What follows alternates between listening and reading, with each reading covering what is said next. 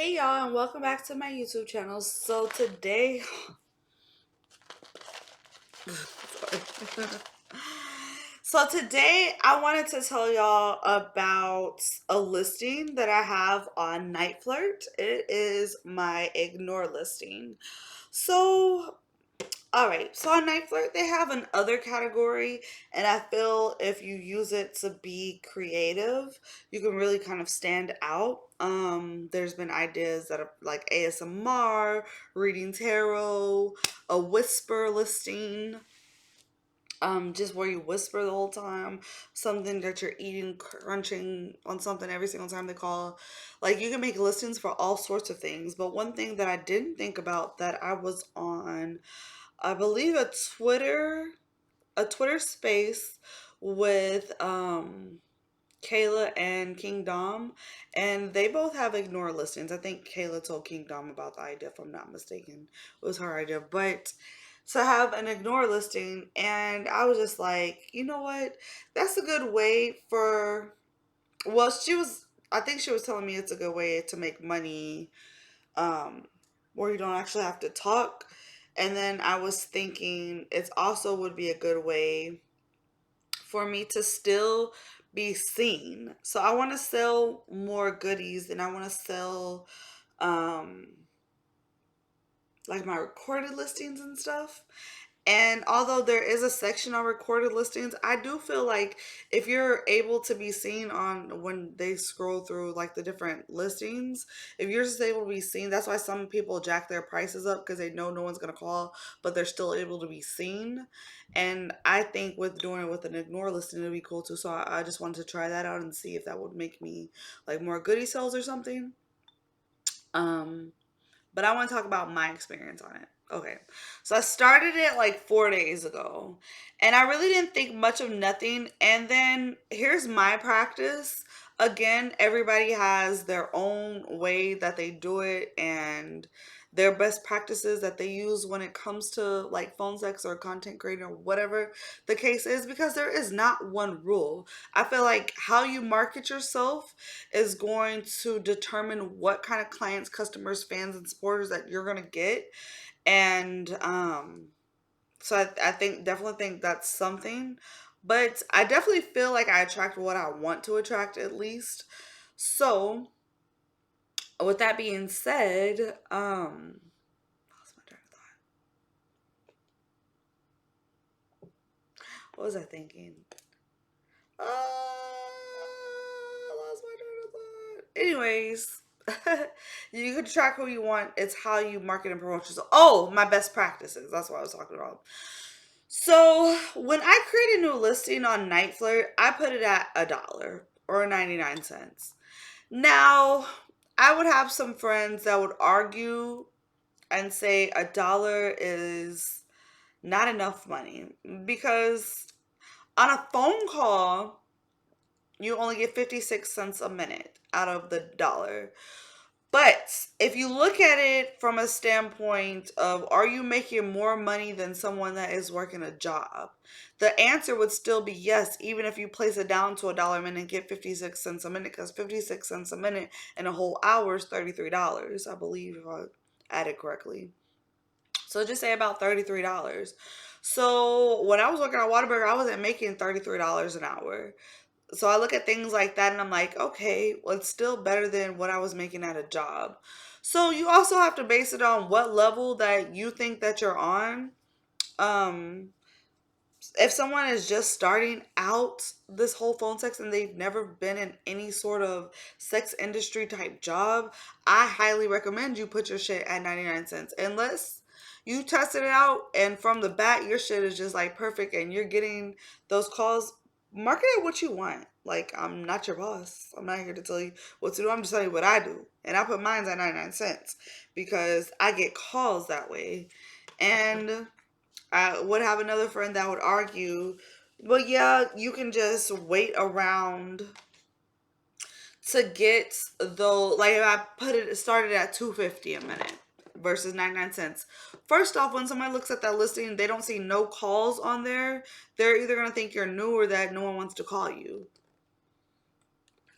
And why would I want to look like someone that no one would call? So by putting your starting a listing at 99 cents and building it, I feel like really gets you calls. It gets you practice if you don't know what you're doing for the newbies. But for me, it gets me calls and it gets me feedback. I love feedback. People read that feedback. Like I didn't think they did, but they really do. So the more feedback I have, the better. In my eyes. So I just look at it as if I can make a call 99 cents and I can boost that listing to 20 calls real quick, then I can now boost my price up. Then once I get 50, I can boost it up more. Then once I get 100. Now, that does pose a problem. And Kayla actually was telling me this yesterday, but I've actually had this happen. So I know that it's true. You could keep your listings at 99 cents and say your listings are like that for 6 months and you just keep them at 99 cents for 6 months, whatever. That's you. You're building, building, building. When you decide to go up, you must know that a fraction of those people will leave. Now, the ones that have fallen in love with you and you've really captured their attention as a fan, a supporter, a client, whatever you call them, they're going to stay. But it's going to be some people that's going to trickle away. But it's the same thing with OnlyFans. You're gonna constantly be losing fans on OnlyFans. The key is to maintain to get more fans than what you're losing. So if I'm getting 10 fans a day, I want to retain like 7 of those fans or 6 to 7 of those fans cuz 3 to 4 is going to fall off. Um Kind of how I think. I'm no expert at it, but that's just from my knowledge of the past for 3.5 years doing this. Um oh, I'm tired. Okay.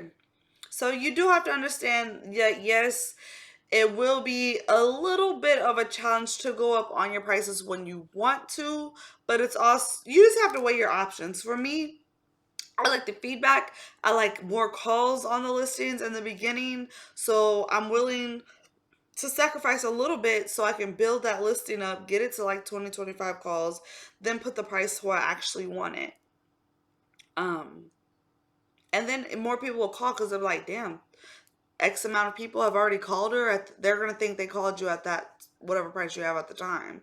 So it'll just look better. Especially if you can get really good feedback. Okay, so I kind of ventured off into like starting listings, but I definitely wanted to answer that question. So, ignore. So I started an ignore listing and it's exactly what it is. As long as you let them know it's consensual, right? They're calling your ignore listing, which on the greeting, you would have announced that it's an ignore listing. On your description, you would announce that it's an ignore listing. In the title, you say that it's an ignore listing. When they call, you let them know like it's an ignore listing. So therefore, all your T's and I's are crossed and dotted.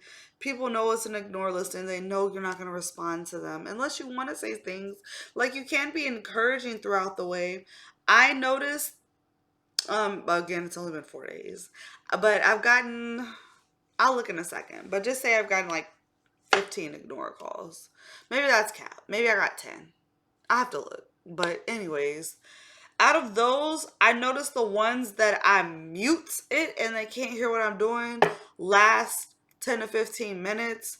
And the ones that I can actually hear what I'm doing, um, last a lot longer, like 40 minutes, an hour, whatever.